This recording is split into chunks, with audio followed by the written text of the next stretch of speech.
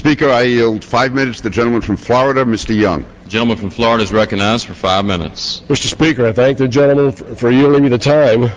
This is a serious matter. We've been discussing this now for days here in the House, but I want to tell you that I'm opposed to this resolution because it doesn't do anything. I want to see our troops home, and I want to see our troops safe. I would venture to say that with the exception of maybe Mr. Murtha, I have seen and visited more wounded troops, soldiers and Marines in our military hospitals than anybody in this chamber, and I don't want them to be in harm's way any longer. The problem is I have strong recollections of September 11th, and even before September 11th, I remember the bombing of the USS Cole, where our sailors were killed and wounded. I remember the bombings of the American embassies in Kenya and Tanzania. I remember the bombings of the Khobar Towers where American airmen were housed in Saudi Arabia. I remember the bombing of the Marine barracks in Lebanon. I remember the hostage taking by terrorists and held hostage for 444 days. I remember all of that, but what I remember that I will never ever get out of my mind is September 11th, being on the highway immediately next to the Pentagon when the airplane hit the Pentagon and killed many of our friends and colleagues there at the Pentagon. I remember going to Ground Zero just a few days after September 11th to deliver satellite telephones to the police and the firefighters because their existing communications didn't work because of all of the confusion, because of the disruption in the communications lines. I remember the smoke was still rising, the dust was still flying. And I remember the American people demanded that something be done. They were tired of us being subjected to terrorist attacks, Americans being killed, and nothing being done about it. The American people demanded that something be done, and they demanded through our Congress that something be done. The President was under the pressure and his demand that something be done. Congress debated that at the time, and 2/3 of the members who were there at the time voted to give the President legal, lawful authority to do whatever had to be done. This Congress should be prepared to do whatever has to be done to eliminate the terrorist threat. I don't care whether it's in Iraq, whether it's in Afghanistan, whether it's in Somalia, whether it's in Mogadishu, wherever it is. We have got to protect Americans from the threat of terrorism and from terrorist attacks.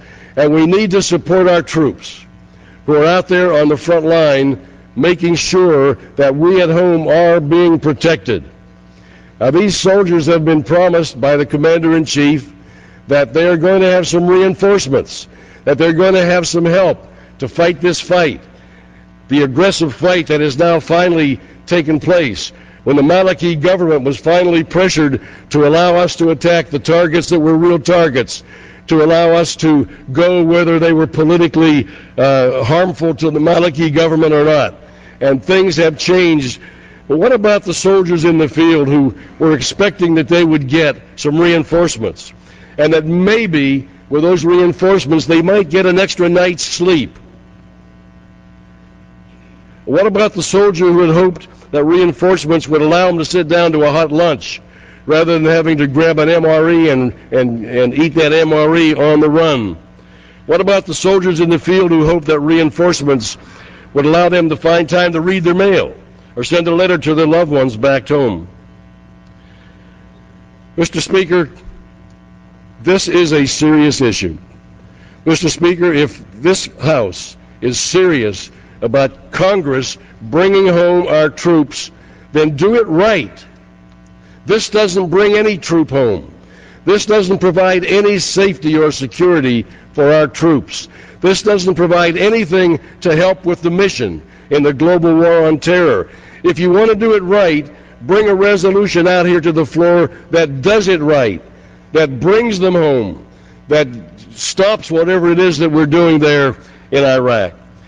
Here's the problem, and there's a lot of problems, but you know, if you know anything about what our military troops are doing, Gentleman's time has expired. Can I have another minute, Pete? Mr. Speaker, I will yield 1 minute to the, one additional minute to the gentleman from Florida. The gentleman from Florida is recognized for an additional 1 minute. You know that once you get into a battle, once you get into a fight, once you get into a war, it's easy to get into the war. You can almost slip into it without recognizing that you're getting into it. But once you're in the fight, getting out is not easy. Once you're in the battle, you have several options. You win, or you lose, or you surrender, or you retreat, or you negotiate. Who do we negotiate with? Negotiating would be nice if we could end this by negotiations. Who do you negotiate with? Bin Laden? You can't even find if in fact he's alive. The problem here is once you get into the fight, and we did it with the support of the American people, and we did it with the support of this Congress, once you get into the fight, it's just not that easy to get out of it unless you win or you lose. Winning is better than losing.